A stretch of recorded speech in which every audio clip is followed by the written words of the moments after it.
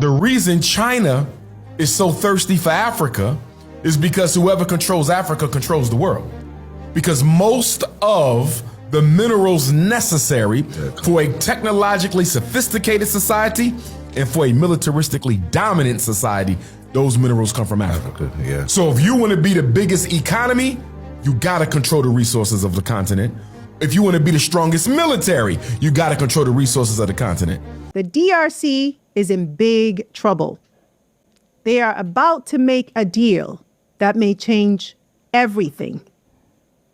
In what can only be described as a jaw-dropping move, the Democratic Republic of Congo has reportedly reached out to the United States with a shocking offer that sounds like something out of a modern-day colonial playbook. Come protect us, and we'll give you access to our $20 trillion mineral deposit. According to the Wall Street Journal, President Felix Tshisekedi sent a letter to President Trump last month, offering a security agreement in exchange for U.S. military help in fighting off violent rebel groups that have taken over parts of eastern Congo. In the letter, Tshisekedi writes, according to the Wall Street Journal, and I quote, "Your election has ushered in a golden age for America. Our partnership would provide the U.S. with strategic advantage by securing critical minerals such as cobalt, lithium, copper, and tantalum from the Democratic Republic of Congo." How do you think a minerals deal, if it comes to fruition, would benefit Americans? Silicon Valley companies know exactly what I mean. And so I think this partnership will help these industries develop more and more innovative products. Whew. All right. The DRC is sitting on a gold mine of mineral wealth, reportedly over $20 trillion worth, from gold to diamonds to copper. But the real crown jewel, cobalt. Over 60% of the world's cobalt reserves are in Congo. And cobalt is essential for powering the modern world, everything from electric vehicles to smartphones to renewable energy infrastructure. It's no exaggeration to say the DRC is at the center of the global energy transition. But here's the catch. The region is unstable, and these minerals have long been a source of conflict. In this contest, President Tshisekedi is saying, "We can't do this alone. We need help, and we're willing to trade access to our resources for peace and stability." In the letter, he even goes as far as saying, and I quote, "It's in both our interests that American companies like Apple and Tesla buy minerals direct from source in the DRC and unlock the engine of our mineral wealth for the benefit of all the world." Mr. President, first of all, why would you ask another country to come in and unlock your mineral wealth for the benefit of the world? Why not start with, for the benefit of our country? Let's be honest. With the kind of mineral wealth the DRC is sitting on, it should be the U.S. knocking on your door, making you an offer, not the other way around. Now, let's be clear. The desperation is understandable. Okay, the conflict is real, the suffering is immense, and the Congolese people deserve peace. They deserve stability. They deserve better. But offering up your country's natural resources in exchange for foreign military intervention, that's not a strategy, sir. That's a surrender. Where is the African Union in all of this? Where are the regional allies? Why not build a continental coalition rooted in African solutions to African problems? Go to Burkina Faso, go to Ghana, go to Mali. I mean, I know they all got their own problems, but there's gotta be a better way, Mr. President. This is heartbreaking and honestly frustrating that we keep seeing the same cycle play out over and over and over again across the continent. We need leadership that moves us forward, not back into the arms of dependency and exploitation. Did you forget the root cause of your country's problems? Did you forget that it was a Western nation? Did you forget what Belgium did, Mr. President, in the Congo? Your people deserve better. And what happens in the DRC doesn't just impact DRC, it impacts the entire continent. Let's break the cycle. Let's not repeat it. This deal is dangerous.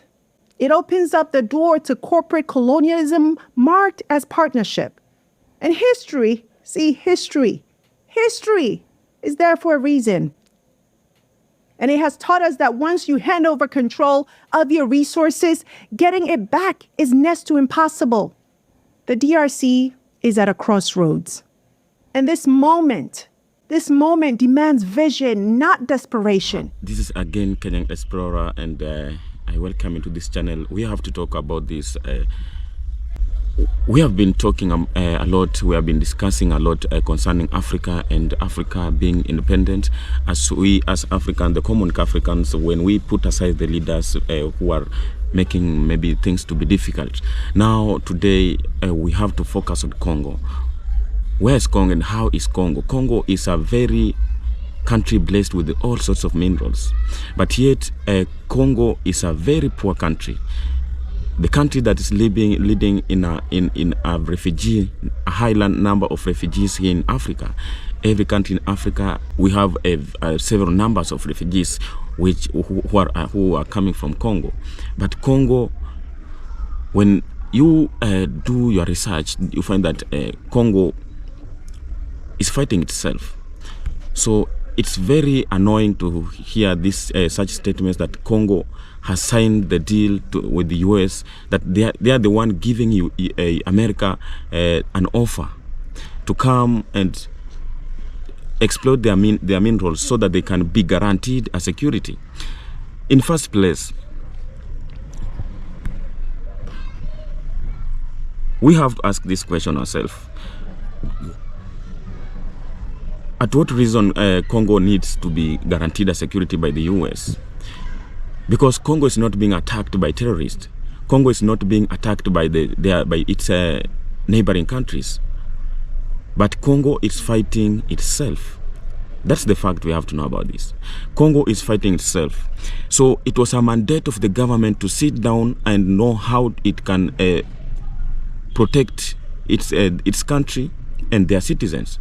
It was the duty of the head of state, Mr. President, to know how he can manage the peace and the security issues in his country, but not extending to the point where he now wants to welcome some people, which we as Africans, we are fighting to stop them coming and exploiting African resources. Now, when you listen to his speech or his statement, he said that by doing this, by signing this deal, then maybe he's going to settle matters that are happening in Congo. He's going to allow people to come and buy minerals direct from the sources. Do you think these are the best idea? Do you think this will be a better idea or better solution to his country? The problem that is in Congo is a very major problems, and when you listen to this guy, he's taking these things like just like a normal thing. But what he don't know is that the problem that is going to put more in this country will be more worse than what we are experiencing today. Because when he said that he's going to allow America to come and exploit his minerals, come and take the minerals from his country, then it means that he's going to give these people full access to his country so that they can do whatever they want. We have a country, Congo has every sort of minerals, but there is this the special mineral called cobalt.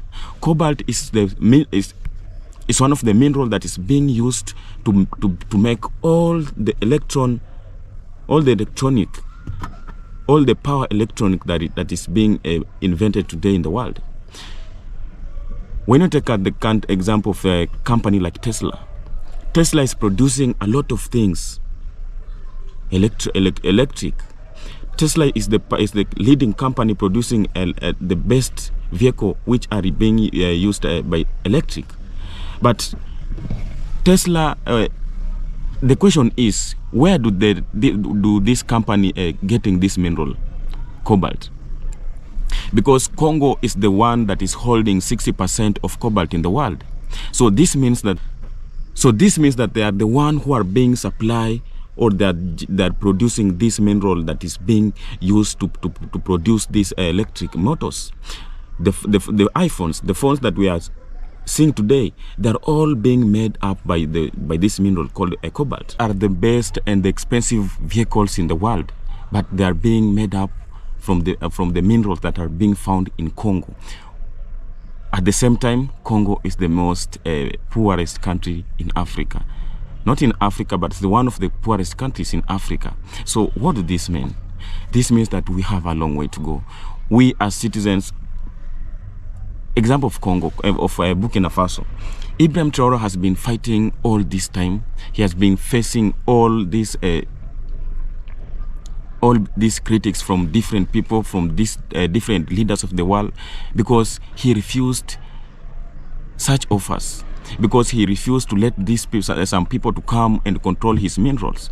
Because he just decided that he want to organize his country. He want to put his country on the line. He want to make the resources of his country useful to his citizens.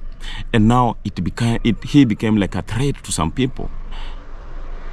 So it's very painful to see some leaders who could have been coming up and join hands with the leaders like Ibrahim Traore to fight for freedom of Africa, to find on how they can control their minerals, to fight on how they can use their minerals to improve their infrastructures, in their economy, their countries.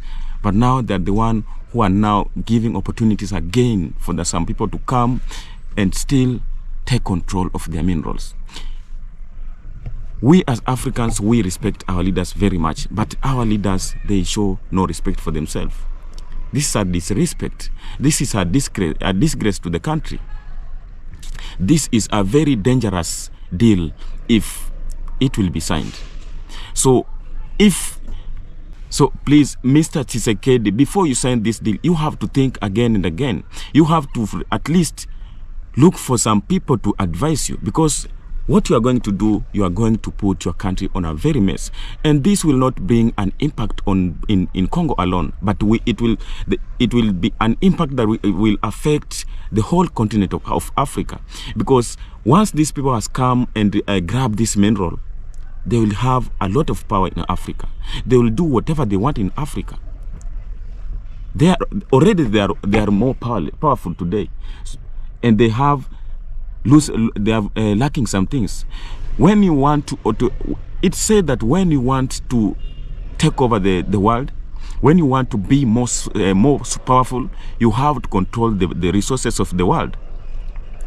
And the one who can control the resources of the world, it means that he is very powerful, because he's the one controlling the economy of the world. Already, America is the one controlling the world.